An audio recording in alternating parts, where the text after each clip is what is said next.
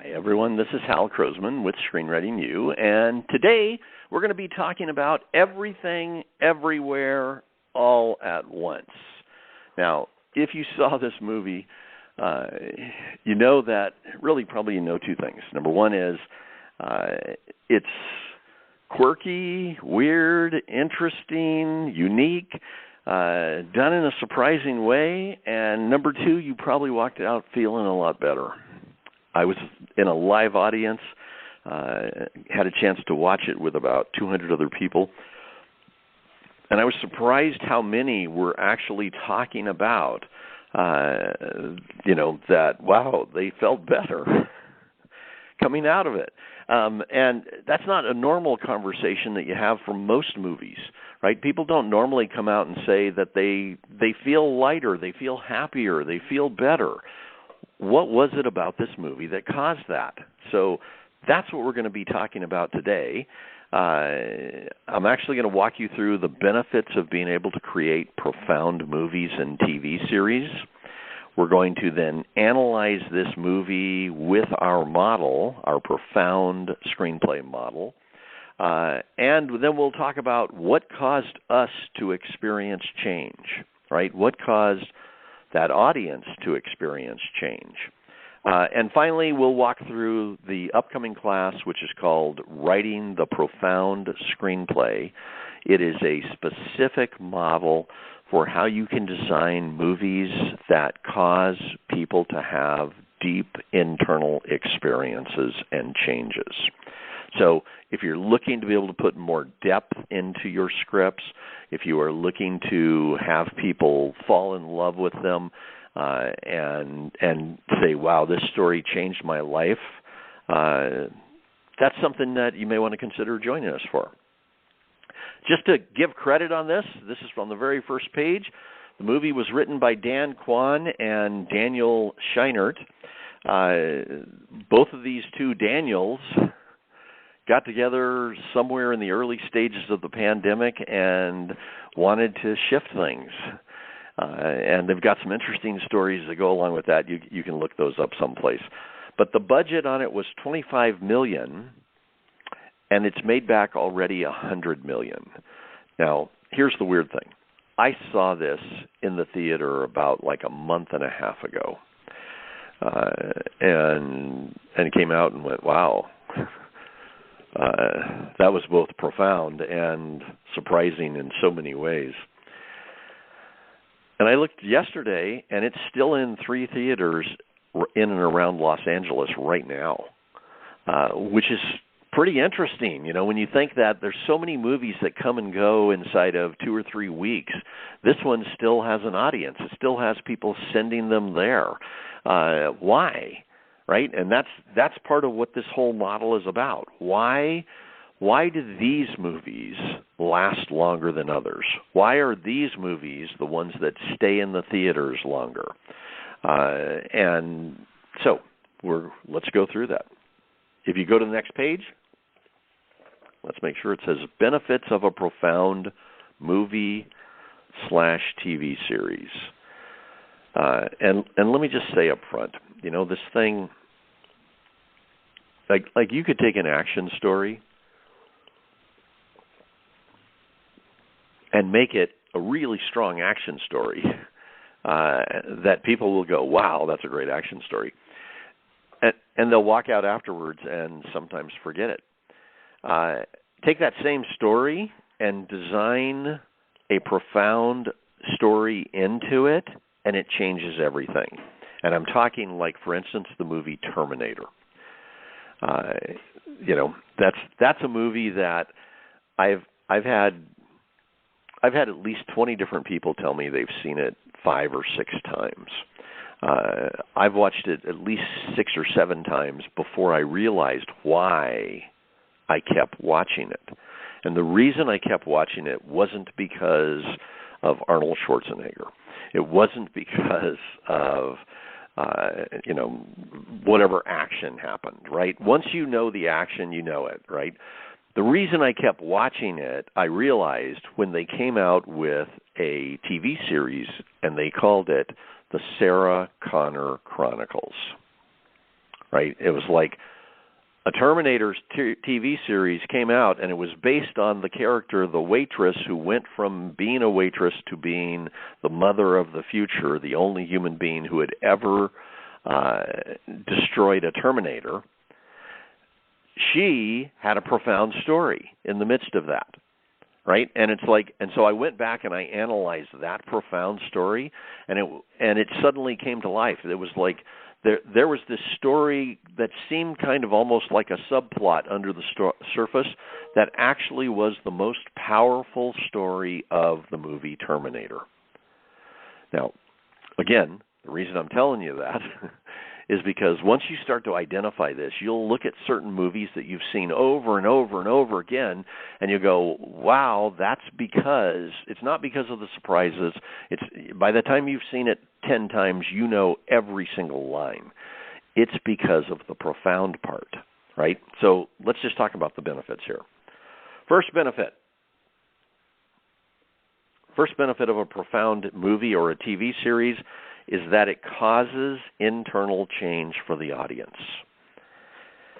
And all you have to do for this is just think back. At some point in your life, you probably watched a movie that shifted your perspective, right? That had you think you could do something, that had you believe in yourself more, that had you take actions you weren't taking before that had you come out of it maybe and fix a relationship that you hadn't figured out how to fix before, right? There are movies that it just seems like just the perfect time. You happen to see this movie and everything changes for you. We've talked to people before who were motivated by certain movies. The entire, at one point I was playing poker and I started interviewing the people at the table about what caused you to start playing. About 40% of them, and I'm talking over a year, I talk to people all the time about this, about 40% of them said they saw the movie Rounders and decided to start playing poker. Now, Rounders, by the way, had a profound story in it. And it's like, that fits our model.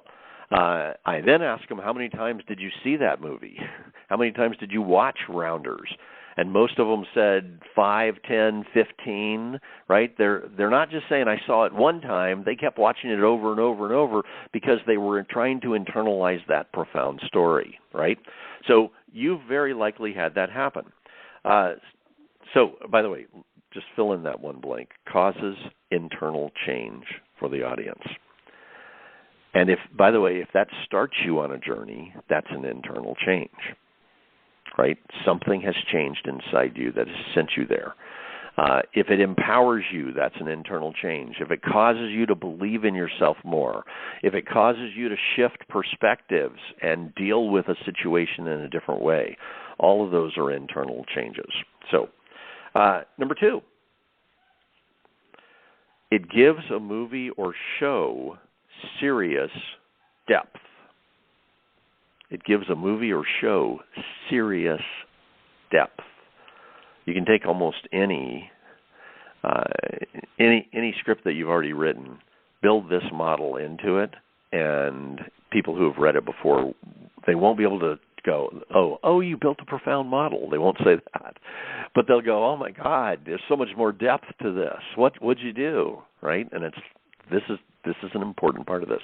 At the end, I'll tell you a story about a lady who wrote a horror script that the producer kept saying, there's just something missing, and she used this model. I'll tell you about that at the very end. But you'll see what I'm talking about. Number 3, it causes audiences to return over and over again.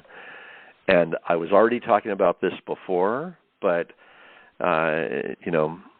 like, when I talk to people about the movie The Matrix, because I've analyzed The Matrix in a bunch of different classes at different times, but I'll say, have you seen The Matrix? Most people will say, yeah, and then they'll tell me how many times. Yeah, I've seen it 10 times. I've watched it 15 times. I've watched it 7 times, whatever it is, right? They didn't watch it just once. They watched it over and over and over and over again. Why? If you take the profound part out of The Matrix, it's just a normal action movie. Take the profound part out, what fits our stuff here, and I don't think people watch it more than twice. Really. And knowing that, I say that's why that whole franchise caught on. That's why it was a huge success. Yes, it had cool kung fu in it. Yes, it had people running up the walls and jumping over buildings and stuff like that. Yes, it had amazing action in it. I don't think that would have created the phenomena that was The Matrix if you took out the profound part of that story. And in fact, just check and see how you feel about this.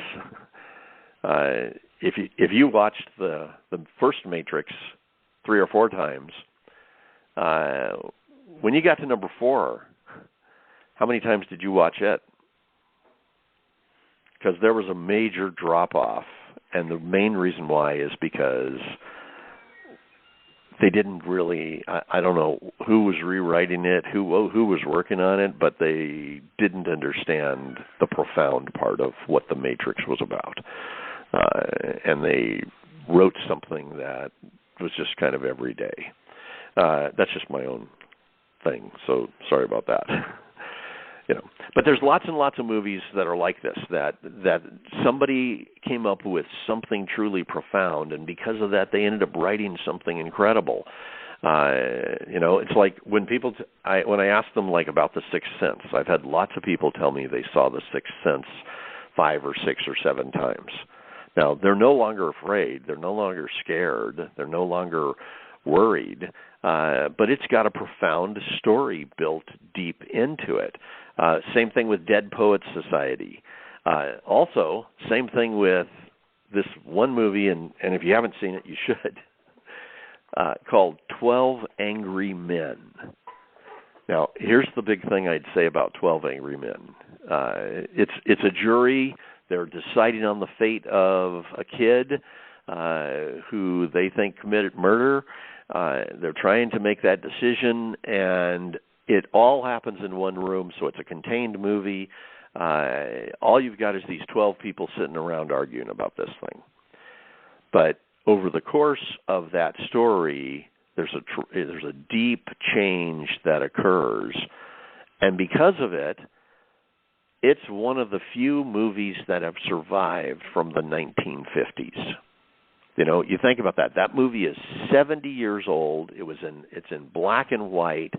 It's with actors that no longer mean anything to people in this generation. And yet it survived. And the reason why is because it's got a profound story in it. So, final thing I'll say on that. Number 4.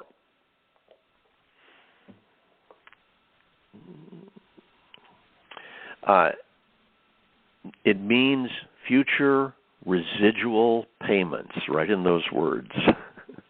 It means future residual payments for your movie or show as it's viewed year after year after year. And this isn't quite the same on streamers. Depending upon what your deal is on a streamer, you may not be getting residual payments. But when it comes to normal TV, when it comes to theaters, when it comes to those kinds of things, if that movie comes back over and over and over, you're there. I have a couple of writer friends who twice a year are making money because their movies are showing up on USA and some of the other small channels, but they're making money every single time. They get a check every single time. And it's like those movies came out 15 years ago, and they're still getting paid for them. So producers are interested in this. This is something from a financial perspective, to have a movie that stays, that keeps coming out, that keeps showing up, means they make more money. So just another thought. All right, let's go to the next page, and I will walk you through this story. First, for anyone who hasn't seen it, I know some of you have probably seen it. Some of you may have seen it a couple of times. I've seen it 3 times. And And by the way, the first time I saw it was in the theater. Second time I saw it, it was because one of my daughters mentioned it, and I said, "Oh yeah, you guys bring your friends over and let's watch it together." Just because I wanted to see it again, and that was when I decided to do this class and talk about this. So I want you to know, even though I'm analyzing it, I've actually seen it 3 times, and it's had it's made a shift for me every time. But here we go. This is just a quick synopsis of the story so that anybody who hasn't seen it or doesn't know what I'm talking about will at least understand everything going forward. This movie is built around Evelyn's story. Evelyn, played by Michelle Yeoh, who, let's see, was from, was it Crouching Tiger, Hidden something? So she's a big kung fu star in China during that period of time. In this movie, she starts as this woman who her life has gone bad, right? Not like terrible bad, but she's just got family problems. She has a husband who wants to divorce her. Her daughter has come out as being gay. She hates her business, and the IRS is about to take away everything from her. She's contacted by her husband from another universe. So her husband's standing there. Suddenly he changes into this different person, and now he's having a completely different conversation with her about how she has to help him save the universe, right? He teaches her how to jump from one universe to another to find skills so they can defeat their mutual enemy. Now, knowing that, in each universe, she's a different person, right? She's her, but in this one, she's a movie star, or in the other one, the second one, she's a movie star. In another, she's a kung fu master. In another, she's a chef. In another one, she's a sign spinner that you see out on the side of the road, right? And she's got 100 other different versions of her that we see at different times during this thing. The worst part is that she has to fight Jobu Tupaki. And Jobu Tupaki is the one person in the world, or in this whole thing, who can experience all of the universes at one time, and who can bounce from universe to universe at will. She also, in this universe, happens to be her daughter. So she's fighting Jobu, who she sees her daughter, but Jobu is very, very different from her daughter. As they fight, Evelyn becomes stronger because she's going to these other universes and gaining experiences. She's bringing specialties and skill sets that she has into the present, and it's making a big, big difference for who she is. Now, I'll pause right there. I won't tell you the ending. For those of you who've already seen it, you know. For anybody who hasn't, I want you to just be able to experience the movie and get the ending. But you don't need the ending for this. So let's go to our envelope. You'll see this is, I think, the third page. You'll see there's an envelope there. It says, Writing the Profound Screenplay Model. I'm going to walk you through this one step at a time while telling you how it shows up inside this movie, everything, everywhere, all at once. And by the time we're done with this, you'll be able to see how this model may be slightly different than the one you currently use. I'm not telling you to reject your 3-act model or your Save the Cat or whatever structure you use. You can use this with every single one of them. Any structure that you use, you can use this profound model with that. We're just going to think about it from a different perspective. So let's start with the middle. It says, number 1, right in the middle of the envelope says,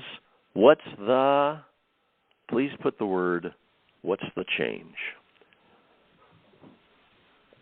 Now, by the way, when we first created this, and this is the reason we have an envelope, when we first created this, we thought it was all about the message, right? It was like we got our development team together. We had about 20 people on the team.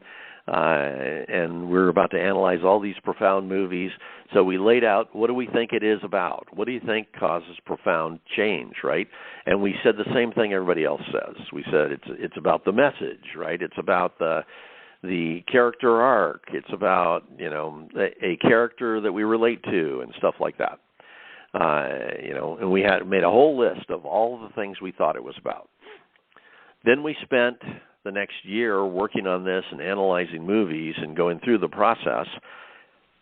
And by the end, we found out that, and we discovered that there were different things that actually caused change, including being able to change people's belief systems. So that's why you go to those movies over and over and over. You're looking at this version of life that you want to experience inside.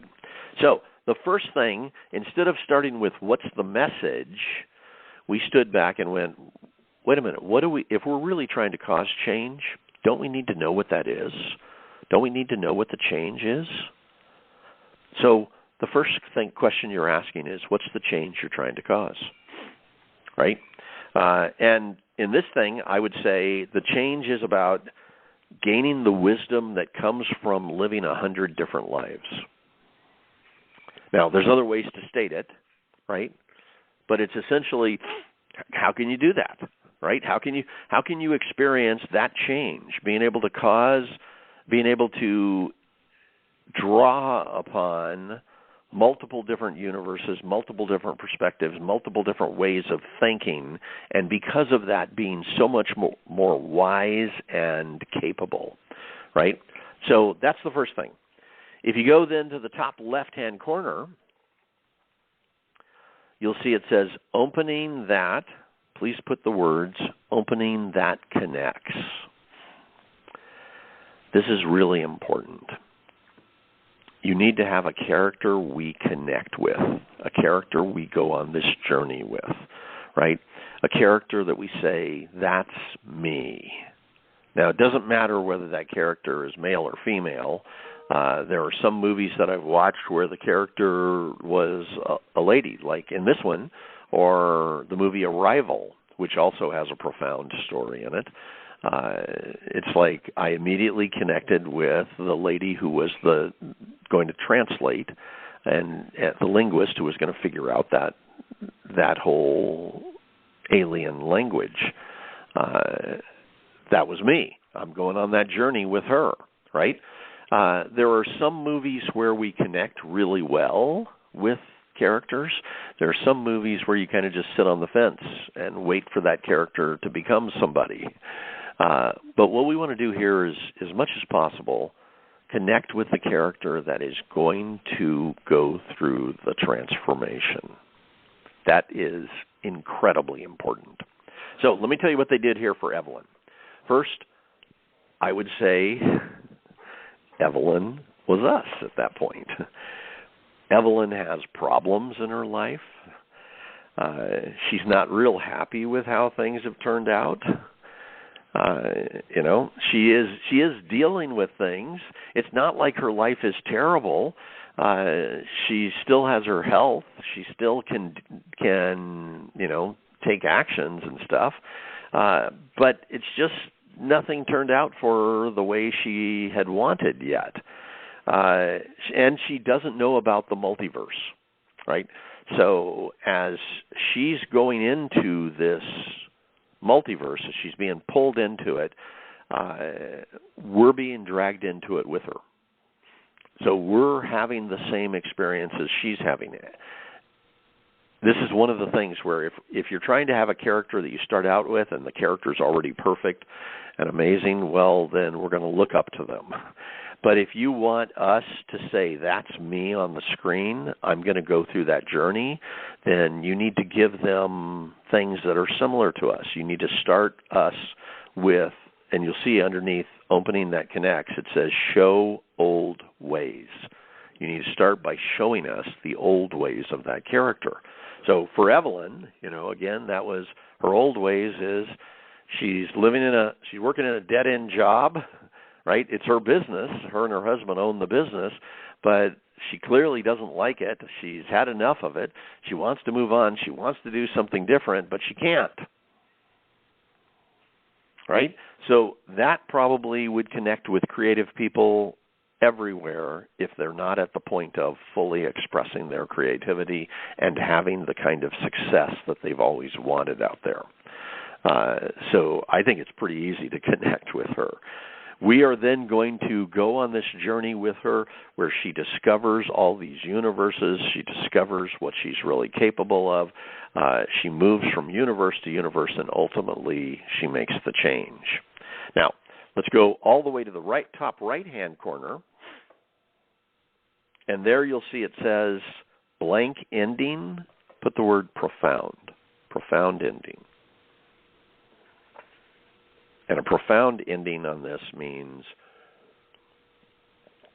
it's an ending that has an impact on this audience, right?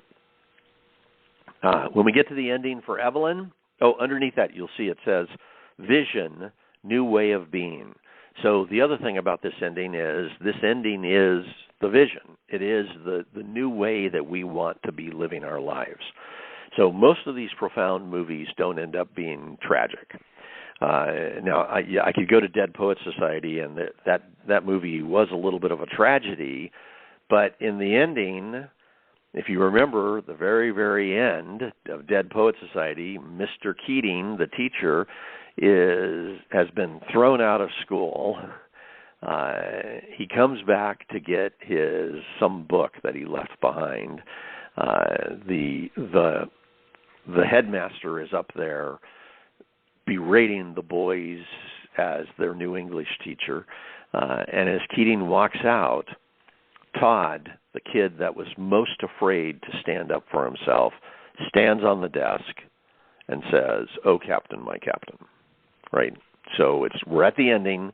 We now have this profound change. Todd, who was afraid to even say anything, now is leading this protest. And then boy after boy after boy stand up, "Oh, Captain, my Captain." They're honoring, Mr. Keating, while the headmaster is yelling at them and telling them they're going to be suspended and all of this, and they stand strong no matter what, right? So you get to that profound ending, their lives have clearly changed.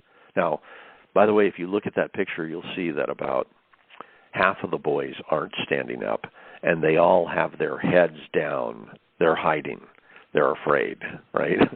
And that makes it even stronger that these boys stood in the face of the abuse, the potential punishment, all of that to honor what Keating had taught them and to be an example of it, right? So that's a profound ending, right? And it shows the vision, that new way of being. They've made a change.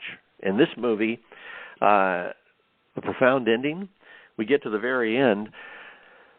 She comes back to the place all of this stuff was happening, right? The laundromat. There's everybody there, including the IRS agent, who is, they're going to take all of their property. And with her new perspective, her new understanding, Evelyn makes everything work. Right? Her family is suddenly happy. Her husband, she gives him his freedom, but the truth is then they kiss, and it looks like they're going to be together. The business is totally okay for her. Her daughter now is okay. They have a conversation that changes everything for them. She gives her daughter her freedom, but at the same time, she tells her she will always be there for her, and they hug, and they're together. And even the IRS thing is taken care of, and she changes the life of the IRS lady. Right? It's a profound ending because if you look at that exact situation in the very beginning, she couldn't handle any of those things. And now it's just part of her nature. It's part of who she is, right? Let's go now to number 4. At the very top, going from the top left-hand side to the top right-hand side, number 4, put in the words transformational journey. Transformational journey. And you're going to see it's real easy to think of this as just a character arc, right? The character starts here, they end there, right? But what causes the audience to go on that transformational journey? What causes the audience to experience it as something that makes change for us? So you'll see, right below that, there's a bunch of little hash marks. And then underneath that is number 8. When I get to that, I'll explain that and number 7. Those will explain the two things that make this very, very different than just a character arc. But for the moment, you can think of it as it starts at the opening, it goes all the way to the ending. This is a transformational journey, a journey that the audience experiences that shifts things, right? So for Evelyn, that journey is going from being a victim of her life to becoming a master of these multiple universes and gaining the freedom to have a wonderful life. Right? In this universe, when she first started, she was a failure. She had no idea how to deal with things. Everything was overwhelming for her. But as she masters verse jumping from universe to universe, she experiences so many different versions of herself and she gains so many different skill sets and ways of thinking. And by the end, when she returns to this one, she's able to do anything she wants. She's now a master. Her whole life has shifted. Right? She's gone on the hero's journey, and at the end of it, that's who she is. So, okay, cool. So now let's go down to bottom left-hand corner, number 5. And you're going to see, I'm going to have you write in 2 of these, and then we're going to talk about them. Number 5, write in the word transformable. So we're going to start with the transformable character. That's Evelyn in this movie. Let's go all the way over bottom right-hand corner, number 6. Put in the words change agent. Change agent. So we're going to, over there, we've got the change agent. The change agent is the multiverse version of her husband. We're going to call him Alpha Wayman. His name is Wayman. But he comes from the Alpha planet, right, from the Alpha universe where this all started, where they first started verse jumping. So let's talk about what this is about, because it's really important. Your transformable character, that's the character that the audience is going to connect with and we are going to experience change with. Now, it could be one person. Usually it is one person. Like if you look at The Matrix, it's Neo. He's the transformable character. He's the one that all the change is built around. He's the one that we live his story all the way through. It could be a small group of characters. Like if you look at Dead Poets Society, it's the 4 boys, right? And 3 of them change and 1 of them doesn't. Which also is part of a transformational movie. There are going to be people who just don't get the change, and that's okay. And by the way, in Dead Poets Society, if I actually analyzed it for you, there's a very specific reason that kid doesn't get the change, and he plays a very important role. But usually, it's in that particular one. We've got the change agent is Mr. Keating, and we've got these 4 boys who are going through this transformational journey. So they're the transformable characters, 3 of the 4.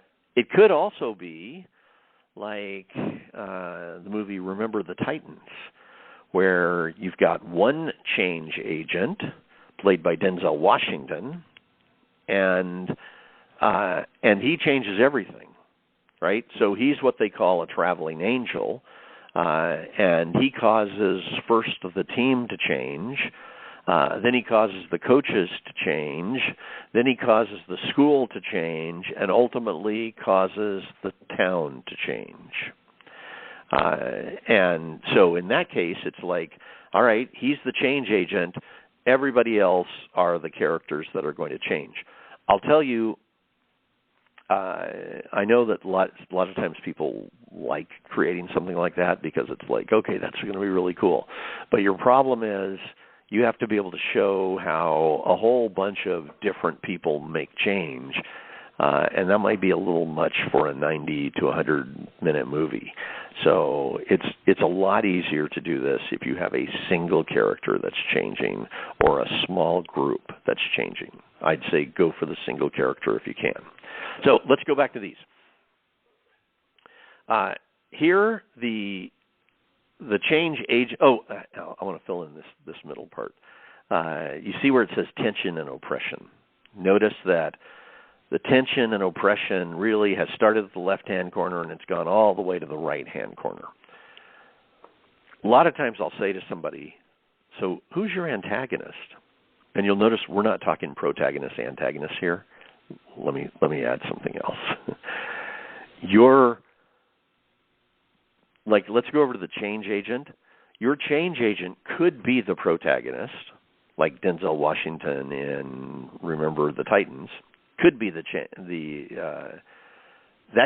your protagonist could be the change agent, or the change agent could be the antagonist, or it could be a different character.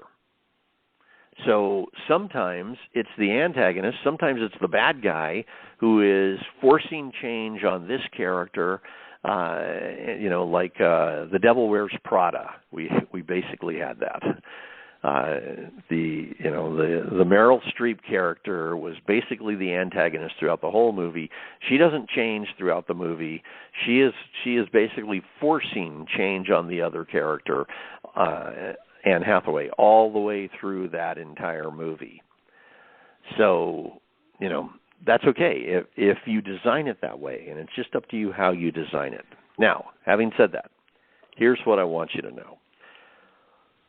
Here's who isn't the change agent or the antagonist. I'll say to somebody, so you've got this soldier who's your protagonist. Cool. Who's the antagonist? And they'll go, the war.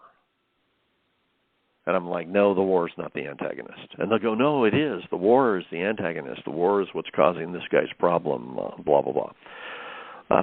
I look at it differently. So I look at the war as the oppression, right? It's the never-ending source of pain that is forcing them to either deal with it or die, right?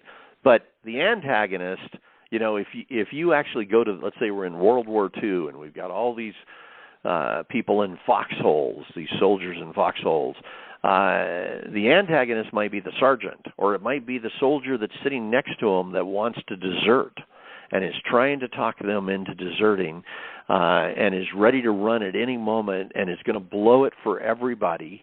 And this soldier who's the protagonist has to stop that soldier, right? It's like every one of those foxholes has a potential protagonist and an antagonist in it. But the war is the oppression, right? It's like where we're living right now. There are certain things that are constant oppression. It might be the economy for some people, and their whole lives are about trying to get to the point where they can just make it financially. It might be the whole political thing that's going on. Whichever side you're on doesn't make any difference. Whichever side you're on, the other side seems to be like a constant oppression and pain or something like that.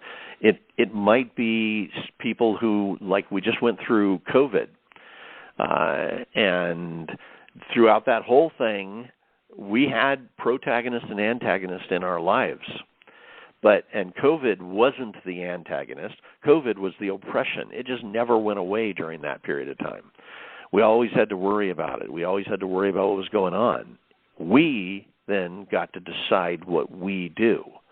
If you look at the oppression as the antagonist, then it's like you're fighting against this thing that you basically have no control over. You can't stop the war. You couldn't stop COVID. It's just pressing in on you. I can't change the economics of the world right now. I can change my situation. I might be able to help somebody else change their situation, but whatever economic oppression is happening, if we're in a recession or whatever the hell it is, that's the oppression, right? And what that does is it keeps the pressure on us so that we have to find some way to get through this. So, okay. So back to the story here. Our transformable character is Evelyn. We know that for a couple of reasons. We know it first because she's the first one that's presented to us. She's the person we're going through the story with. She's the one we identify with early on. We also know it because then she's the one that change is forced on. Right? She's the one that in the elevator, her husband suddenly changes into Alpha Wayman and turns to her and gives her her mission. Right? So she's been given this mission to make a change so that it'll change something else in the world. That makes her the transformable character. Now, on the other side, the change agent in this case is Alpha Wayman. It's the version of her husband in another reality. And this is a couple of things for you to see right off the bat. You'll notice that the change agent number 6 is right underneath the ending. The transformable character on the other side is right underneath the opening.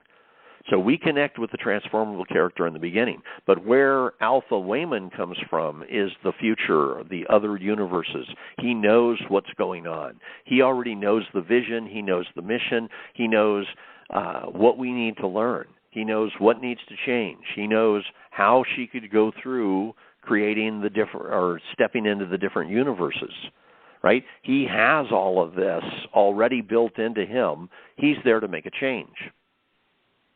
Now, if you look at almost any of these others, I'm going to say, Dead Poets Society, we have a teacher who started at that school, and so he knows how that school thinks, but then he went to a much more progressive school, and there he discovered that, students could be creative. They didn't just have to become machines. They didn't just have to learn the 4 pillars and all of that. So he comes back with, hey, you guys can have free thinking, right? He's bringing them another way of thinking from the future, from a different world, from a different perspective. Okay. So, cool. Now let's talk about Evelyn's gradient of change. If you go to number 7, bottom left-hand corner,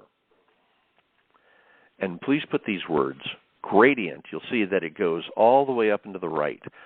Put the word, right where it says 7, put gradient. And to finish that off, then it says gradient of, and up towards the right, it says change. So this is the other thing that we learned that makes a big difference. When a lot of times I'll see scripts, especially in contest, where they'll start with this kind of every man, every woman kind of character, who then will go through the whole story without making any change whatsoever, and in the very end, they're the hero that saves the day. I saw one where we watched this guy go through his day and do his stuff and live his life, and then he got his airplane ticket, and then he got on the plane, and he's 100% normal. Nothing's happened. Nothing's going on. And we get to the third act, and the terrorists try to take over the plane, and he happens to be there right at that moment, and he stops them. And he becomes the hero at that point, gets cut up a little bit, but other than that, he ends up doing it. And it's like the writer said, well, that's how it happened in real life, right? And I'm like, yeah. I know. Sometimes that's how things happen. Sometimes people become heroes out of nothing. I got that. But that doesn't give the audience a chance to experience the change inside them. What they get is they get this big surprise at the end. Oh, look, he's the one that saved the day. But they don't internalize it as, hey, I could go through that same change.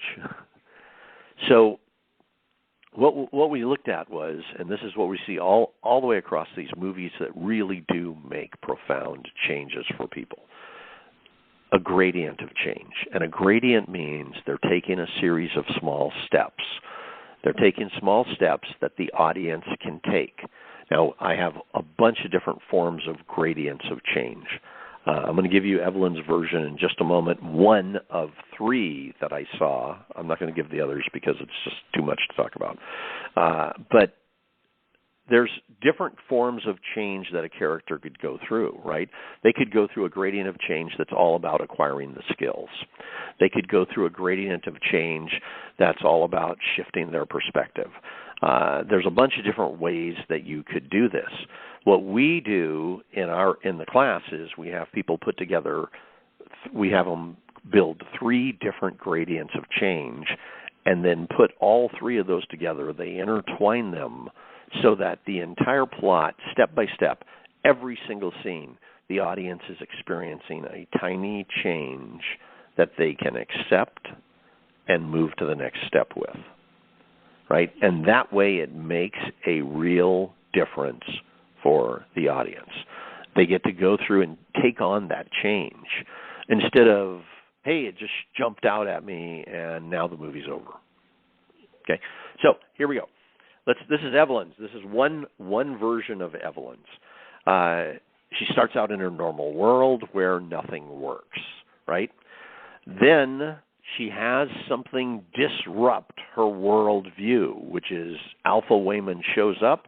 He gives her this mission, and he puts on the headset that gives her the ability to travel from universe to universe, verse jumping, right? So there it is. She's got the headset on.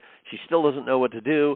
He now takes her through it. He has her imagine she's in the closet, do the thing, push the button, and suddenly she's in the closet. Now he gives her instructions. He walks her through it, right? So he's just basically told her what's possible. She still has no clue. But her world is starting to be disrupted. What she thought was reality before has now started to change. Since when was she able to imagine being in a closet and suddenly she's there? Since when was she able to have one conversation with the IRS agent and another conversation in the closet with him, right? It's like that didn't exist before. Then from there, she starts to take it on, and this is the second part of it. She starts to take on other perspectives. So she's now jumped into a couple different versions of herself, and she first has to use it in order to solve a problem between her and the IRS agent, which is pretty funny, actually. As this is happening, we find out about Jobu Tupaki, who is, the one who already can bounce from universe to universe on a whim. She can just make change instantly. She can access multiple universes at any time, and Our Lady has to fight her. But Evelyn doesn't quite have the skills yet, so she accesses a universe where she's a kung fu master, and it turns out in that same universe she also is a movie star, and that starts to shift things for her. From there, now she has that first fight with Jobu Tupaki, and of course she loses, and she loses badly. Then at some point along the way, she builds up enough skills, enough understanding, she makes enough change, she's able to start bouncing between verses faster, and she gets her first real test. Jobu comes to her and says, I want to show you something. And she takes her and shows her the black hole. Now, by the way, they call it a bagel here.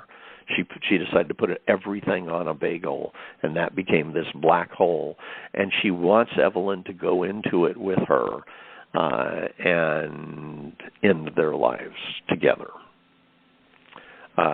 Evelyn is actually sucked into it, but instead of that,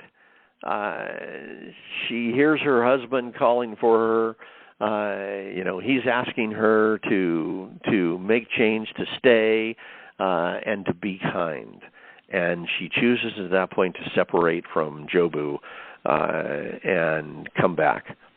That brings us to the final fight where she's now fighting all of these fighters that Jobu has sent because Jobu is going to do the thing herself, and she doesn't want Evelyn to stop her. And in the midst of this, she discovers that she can actually fight by giving people what they need. She can change these people's lives, and because of that, those people stop fighting her. So some of the soldiers who are fighting her, some of the bad guys who are fighting her, she finds what they need and gives it to them. And that's a major shift. She has shifted from being just somebody who was doing the same thing everybody else was to now operating on a higher plane, and ultimately she returns to her family and brings that same kind of thinking and changes everybody's lives. Now, that's one gradient of change for Evelyn. And it's part of what had us step by step go through that journey with her. Now, let's now talk about the next thing, which is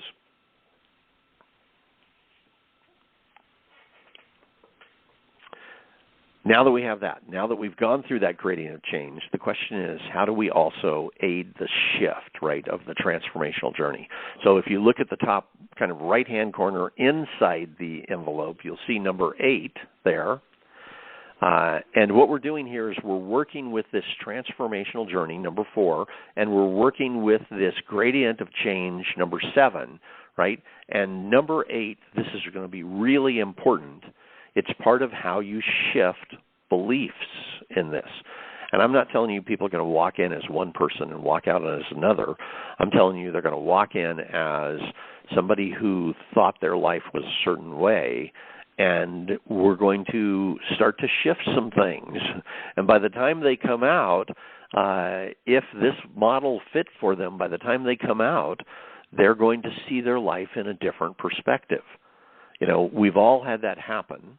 You guys know what I'm talking about. You've had those moments where a certain movie at a certain time made change for you. You know, we had a point, we had something that happened at one point where we had a major loss. We actually had 4 shows that Cheryl and I were producing. We had done pilots for each one of them, and I'm talking we'd shot pilots. We had them up at the networks. This is about 15 years ago. And one day, you know, the networks at that time were making decisions on a particular day. I got a call at 9 in the morning. The first one got turned down. At 9:30, I got a second call. At 10:30, I got a third call. And at 11 in the morning, I got the fourth call. All 4 of them had made it to the network. They'd already been approved multiple times, but when they got there, there were 150 shows up against our 4, and our 4 didn't make it. And in one day, we lost a year's worth of work. It was a tragedy. Now, I'm telling you this because at that point, I was like, wow, we were both sitting here stunned, had no idea what to do. And I was like, wow, we need to do something to shift this. I don't want to sit here in this pain anymore. So we went and saw the movie Zombieland. And when we came out of Zombieland, we had a completely different perspective. It really did. It was night and day. We went in as scared, upset, defeated. We came out as, hey, we can handle this. We can do whatever we choose. Now, I'm not telling you Zombieland's going to do that for you. That happened to be the right movie at the right moment.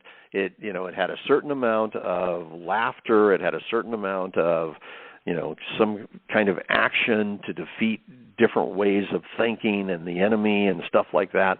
Whatever it was, by the time we left it, I saw our lives in a different way. Right? I've had that happen about 7 different times where something like that occurred. And when I look at those particular movies, they had this part of the model. So number 8, you'll see it says it's asking for 2 things. First one, put challenges, and then you'll see a /, and then put profound moments. challenges/profound moments. So you need to first challenge the old ways. So if you're starting this, you'll notice on the left-hand side under number 2, it says, show the old ways. You show us the characters living in their old ways, and then you start challenging those. Now, this isn't a character telling them they're wrong. It's just they're getting to see characters just like them, trying for solutions just like they are, and those solutions aren't happening, right? We go to Evelyn here. Her beginning is she's trying to handle the business. She's trying to keep her husband from bothering her. She's trying to make things work with the family, and at the same time, she's trying to deal with the IRS, and none of it's working. Those are her old ways. That's what she's living in. So now we start to challenge that. So here's some challenges that just happened early on. First, her husband suddenly changes in the elevator into Alpha Wayman. So she thought her husband's a certain way, and suddenly he's acting a very different way.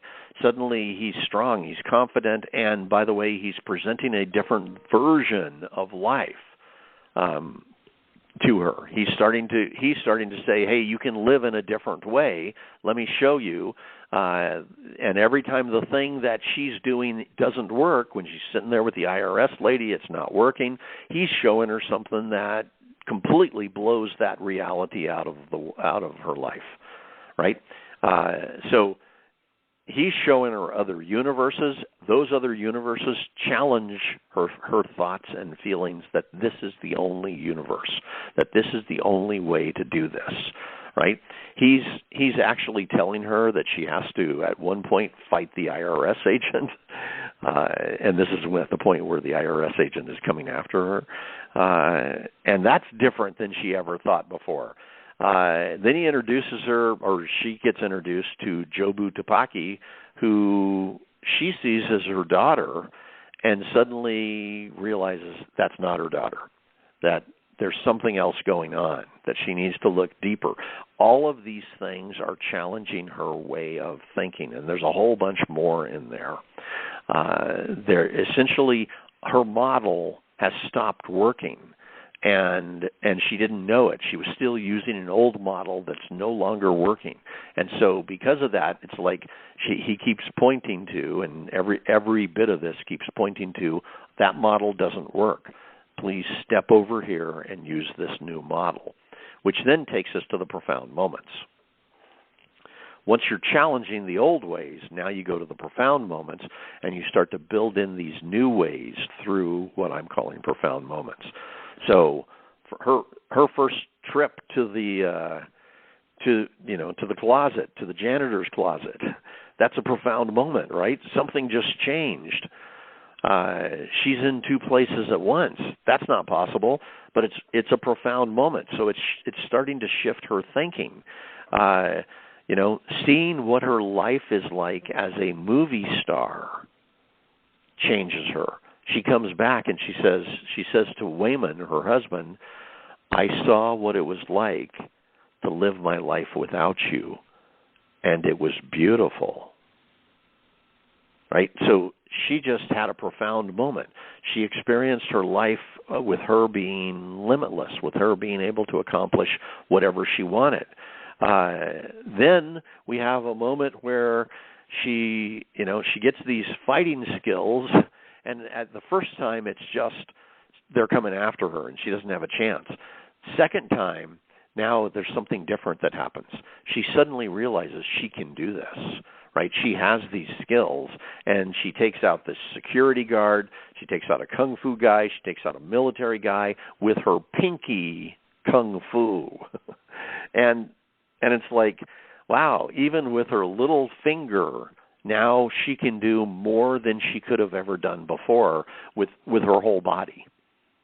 Things are changing, right? There's a whole series of profound moments that convince her she's a very different person until by the end she takes on this whole new way of being that not only changes her but changes everybody around her, right? So now we've got that thing happening. We've got that transformation happening for her. As it's happening for her, it's starting to happen for us. Now, I'm not going to go out and do pinky kung fu, right? But watch this movie and see how you feel coming out of it, and you'll know what I'm talking about. A couple of other ones we need to fill in. Left-hand corner, number 9, or the very left-hand side. You'll see it's kind of angular, or it's straight up and down there. Put in the word entertainment. And the reason that we added this is because a lot of times when people want to make a profound change, they have a tendency to either go to like a documentary or they go to a infomercial. Now, I'm not saying documentaries are bad. I love some documentaries, and there are some that really are transformational. But if what you're trying to do is to write a TV series that's going to be like a dramatic TV series or a movie, you need to make sure that you have entertainment in there. And by the way, let me just say something else here.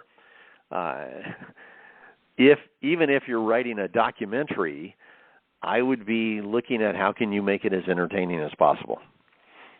It's like I don't think The Tiger King, which was a big pandemic hit, whoever made that particular documentary constantly looked for how they could make it entertaining. How could they have us be sucked in? How could they have us hating one person and loving another? How could they have us constantly worried? How could we be living in these schemes, right? It was all about creating entertainment while telling that story. So if they're now doing that in documentaries, which they are, there's a whole bunch of them now that have lived up to this. And by the way, let me just name off one. There's one Michael Jordan documentary called The Last Dance that does exactly what our model is here. You get to see characters transform. These are real people, and it's about the last season that the Chicago Bulls won the world championship. So worth watching. I think it's on ESPN, and maybe you can get it someplace else too. But, okay, back to this. Entertainment means conflict. It means emotion. It means you've got a roller coaster ride, an emotional roller coaster ride that we are having to experience, right, that just won't let go of us. So make sure you build that in. Let's go all the way to the right-hand side. And you'll see there, number 10. Number 10, put the word insights. Insights. And this is the other part.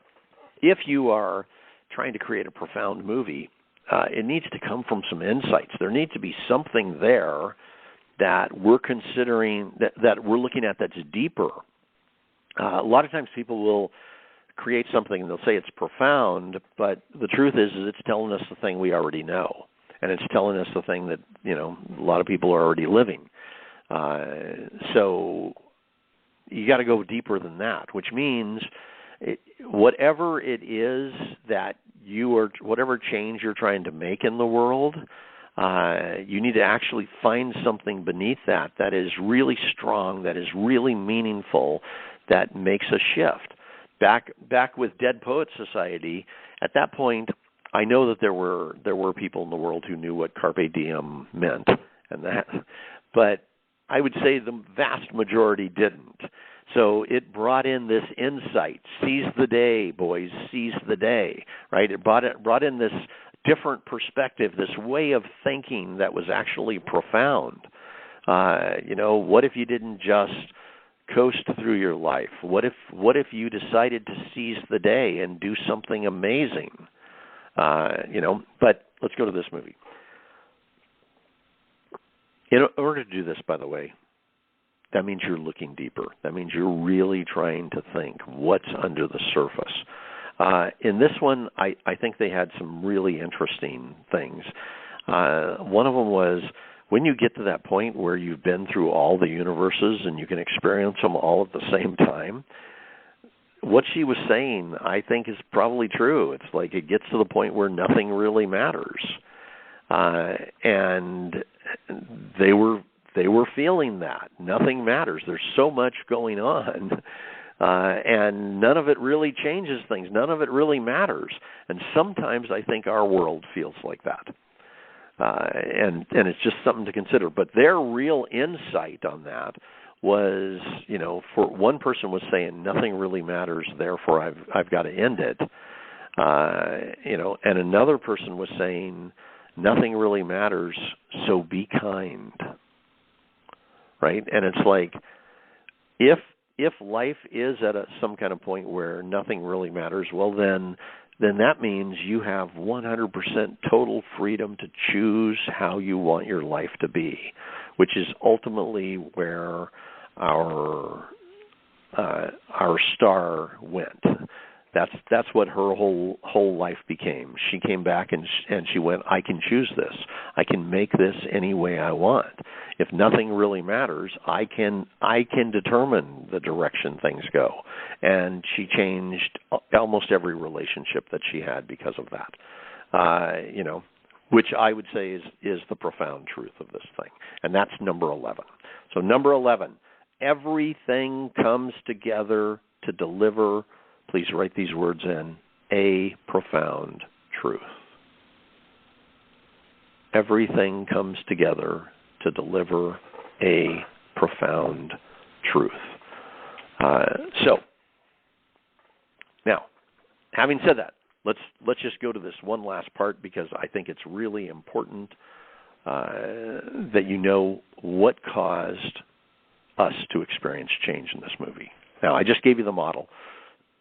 So you have at least a version of the model. You have the lightest version. Just a moment.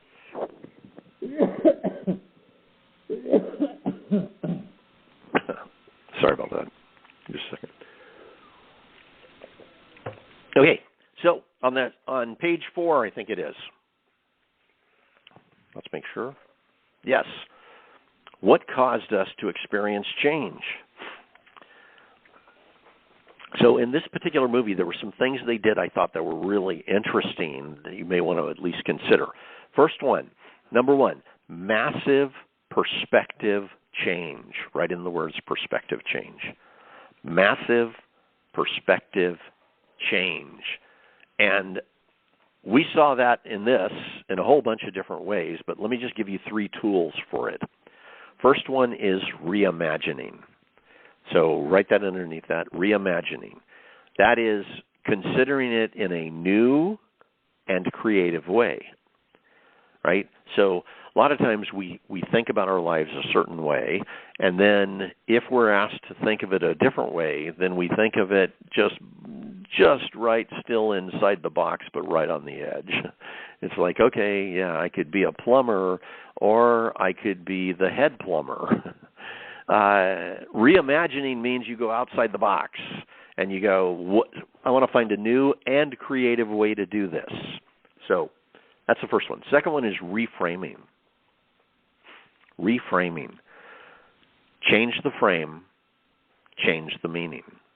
So write that in. By changing the frame, you change the meaning. And reframing could happen in a lot of different ways. In this story, it happened because, like when she came back to her laundromat and her family, it had been completely reframed. Up before that, it was a situation that was hopeless, that wasn't working, that everything was wrong, and now we had changed the frame. She now knows that she can pretty much accomplish anything, and it's like this wonderful place where she can live a wonderful life. That changed the meaning. The third one is scaling. Scaling. So this means you make it many times larger and see how it changes. In this particular case, underneath that it says, living, put the words 100 lives instead of 1. By living 100 different lives, she then saw everything in a different way. So many times you scale it. It's like something that can survive at one level, when you scale it, sometimes doesn't survive. Problems that exist at one level don't exist at another. It's worth just checking that out and seeing what can a person, how can their perspective change when you scale something, when you take them to a different level. Number 2, the journey through new environments. The journey through new environments. A lot of people who travel tell me this. It's like they go to a new country and they see the world in a different way, and they come back and something has changed inside them, right? Underneath number 2, that's just what I just said. Experiencing new worlds changes us. And then experiencing hundreds of other universes causes deep change. So just stepping into a new environment, whether it's getting a new job, whether it's going to see your relatives for the first time in 10 years, or meeting or joining a new club or something like that, you get to, it shifts things for you. Sometimes you have to change in order to survive. Sometimes you just change because you're learning new things, because things are changing for you. And then number 3, empowered in an extreme way. Empowered in an extreme way. So in this case, her old worldview, put in the words worldview, of disempowerment was dismantled. So write that in. Her old worldview of disempowerment was dismantled. And that's part of, the more you can empower yourself, I think this is one of the big things every writer should be a master at, is empowering yourself. And being able to choose when you create, being able to choose how you feel, how you think. I think there's just too much of life where people are acting as if they can't empower themselves. They can't control how they think and how they feel. The more you can, the stronger you get. That's what we just saw with Evelyn, by the way. The next one underneath that, it says discovering. Please put this in here. Discovering what made her great in other universes changed her life in this one. And I think that's part of empowerment. At minimum, I would say access times when you were at your best. Be looking on a regular basis for when are the times when I'm flowing? When are the times I'm just writing? I'm just loving what I do. When are the times that I'm creating and it's just coming to me, or I'm having those huge breakthroughs? Access that and then decide that's who you are as a writer, right? And bring that present every time you write, and your life will change. Now, the other thing that will change your life is this. Let me tell you. Everything that's on this page is a big part of what we're doing. This program that I'm going to talk to you about, if you just stay with me for about 8 minutes, it's designed to cause massive perspective change. It's designed to take you into new environments, new ways of thinking, and it's designed to empower you to be able to create at a different level than you have before. If you liked any of what we just talked about, if you liked any of the way that we're thinking when we're designing these, stay with me. And by the way, at the end, I'll tell you this horror story, and I'll give you a special that we haven't given for, I think, I don't know if we've ever given this special, but I'll give you that at this point. This is a program. Let me just walk you through it. As I'm walking you through it, you'll also be able to see how many different ways can you cause transformation. When somebody's reading your script, when somebody's watching your movie or watching your television show, can you cause change for them? Can you give this story more depth so that depth becomes what they live and what they love, right? So day 1 is about what is profound. We've actually talked about some of that here, but you'll get really clear on what's profound, and then you'll look at your own story and say, what am I going to choose to have be profound with it? Day 2, you'll then define the change and what will make it an entertaining story. So this is important that we do these two together.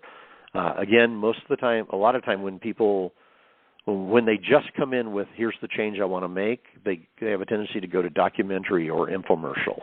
We don't want to do either of those in this. What we want to do is have something that's either a great TV series or great movie that is designed to really, truly cause a deep change. So we're going to put together the change with the entertainment so that people love watching this and they just feel great every single time they watch it. Number 3, you're going to create your transformational journey that is going to change lives. And if you remember back with the document, we actually have a whole bunch of things that go into a transformational journey that aren't what most people are doing out there. Most writers are doing a much lighter level of this. This is much deeper and much stronger. Then you'll figure out who your change agent is and who your transformable character is. And I gave you like 2 things on each one of them. There's actually 4 other things that you need to know about them that actually make them very strong, that causes the audience to be more connected, that causes the audience to take on the change, causes them to listen to the change agent. And once you have those, it's going to be a lot easier to be able to naturally cause change. Day 5 is now the gradient of change, and we're going to do a series of different gradients. You're going to come up with 3 different versions that each one of them will make the change deeper for the audience. Those 3 will be put together, intertwined together to become your plot.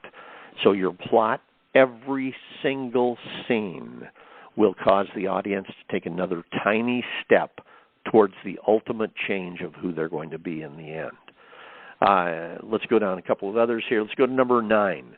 Number 9, 10, 11, 12, this is stuff you won't see anyplace else. This came from some intense conversations I had with the psychotherapist on the team and the 2 psychiatrists. They told me in the very beginning that it wasn't possible to shift somebody's belief systems inside of a 90-minute movie. And by the time we were done, we had found ways to do this. And at the end, they said, wow, I can't believe it, but you're right, we did it. We have it. So this is something that was designed by a whole group and 3 psychotherapists that specifically is designed to be able to start to change who people are and how they think. Now, it's not going to change them against their will, but what it is going to do is it's going to help to empower your audience, help to have them take on stuff at a much deeper level, not just at a level of, oh, yeah, that was interesting, right? But at a level of walking out the door and going, wow, something changed. I can do things I never did, right? So here's what this is about. On day 9, day 10, you're going to be first learning how to shift belief systems inside the movie. Then how do you challenge their old beliefs, the ones that keep them down? And I'm talking about your audience right now. How do you do that with your lead character? And because of it being done with the lead character, you're also challenging the old beliefs of the audience that are keeping them down. And in the midst of that, then we go to day 11 and 12, and that's all about how do you, as a writer, discover the kind of profound moments that your audience will want to live into. And then how do you write those profound moments so that the characters naturally live into that, and because of that, the audience goes with them. The one other thing I want to say on this is on day 14, dialogue that guides our lives. In almost every one of these movies where some kind of major change occurred, there was a couple of lines of dialogue that were deeply profound and stuck with us. If you go back to Dead Poets Society, Carpe Diem, seize the day, boys, seize the day, right? It's like I never even heard that line before Dead Poets Society. And I know that a lot of people have, but I didn't. I had never heard it. After that, I was at the time when that came out, I was doing corporate training, and after that, I heard it in about 50 different corporations I trained. I went to some corporations, and it was up on the wall in the training room. And it's like it became part of the culture. People used that term, I would say, 100 times more because of that movie, right? This is stuff, once you understand how these are written and how they're set up and all of that kind of thing, this is the kind of thing you can do that can actually become something that you'll hear and see out there. Imagine, a year after your movie comes out, going places and having people say the lines, not because they know you're the writer, but because that's what they're telling their kids, that's what they're telling their friends. That's what they're saying in their business or whatever, or in their love lives, right? It's like that means a change has occurred. So that's what this whole program is about. You're going to go through it. It's a 30-day class. It actually begins on Monday. So Monday, you can start learning this model at that point. You can bring in either an idea that you have and use this 30 days to create a complete map for your profound movie, or you can bring in something you've already written that you want to make more profound. You'll take it through the entire process, and you will discover something beneath the surface that will make your script 5 times better and give it so much more depth. I'll tell you my story about writing a horror movie in just a moment. What I'm going to do with this. I'm going to give you a special on this. So the normal price on it is $247. This, by the way, this class, I have had people come out of it and 4 years later tell me that they were using this model on every single script they wrote. Because why wouldn't you? Once you learn how to be able to create tremendous depth, it makes a huge difference. The one other thing I'd say is one of the big, not complaints, one of the notes that show up almost constantly from big producers is this script needs more depth. And this is the solution to that. Now, so here's our special. And this is for the first 20 people. You know how this works. Cheryl sets the system so that the first 20 people get in at one price, then it goes up $50, and that's going to happen almost immediately because we're 3 days from when the class starts. And then on the day that the class starts, it'll be at full price. So if you'd like to get in right now, just click the button. The first 20 people get in at $147. That will save you. I think it is. I'm not sure. Is it $147 or $149? It's one of those two. I think it's $149. I'm sorry. So $249 is the normal price. This will save you $100. So if this is a model that you want to learn, if you would really like to be able to create profound stories that change people's lives, come join us. I promise you, you will love how this changes your writing, how much more depth it gives you, and that it gives you the ability to be able to cause change out there in our culture. So, this is a program people rave about. People who have gone through it tell me for years afterwards that they loved this program because of what it did for them. One more story on this. This is our horror one. We have a writer who she's an amazing horror writer. I've actually recommended her to some big horror producers, but she was working with this one horror producer who had like 3 horror movies that had come out. And he had a script that he wanted rewritten. Somebody else had written the script. He brought her in. They read through it. They talked about it. He kept saying, something's missing from it. I don't know what it is. They rethought the whole thing. She rewrote it. She gave him a completely new version, and he was like, wow, I love your writing. This is really good, but something's still missing. He says, I don't know what it is. She was in this class at that point. She was in the Profound class while she was doing this. And she went back. She took our model. She just finished the Profound class. She applied it to the transformational journey of the one character who survived at the end of this horror movie. She rewrote the script building in a profound journey for that character and all the other things that we have here. She took it back into him, and he read through it, and he was like, oh, my God, this is incredible. He says, this is so much better than I even thought it could be. And he was like, I love you. He says, you're an amazing writer. Jeez, he says, I want to work with you from now on. Right? It was like he didn't know how to express what had just happened. He had gone from having an average horror movie to having something that was deeply profound and a horror movie, and they finished their contract, and we're waiting to see right now if this movie is going to get released. But that moment changed. She said she never told him that she decided to build in a profound journey. She never told him that she used this because she thought he's a horror producer. He won't understand that and that. But just her making use of this model in that horror movie gave him what he needed under the surface. And I think this is what's missing from the majority of the scripts that don't win contests. It's missing from almost all the scripts that don't get produced. So if you want to really make that change, just click that button.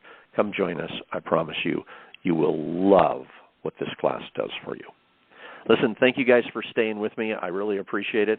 I hope that you got a lot out of what we did today. And if you haven't seen that movie, make sure you see it. It is worth seeing. It's weird. It's quirky. It's sometimes overwhelming, but it's worth seeing. So have a good one. This is Hal Krosman with ScreenwritingU, wishing you the best with your writing. Bye-bye. Hey, Hal, I have a question.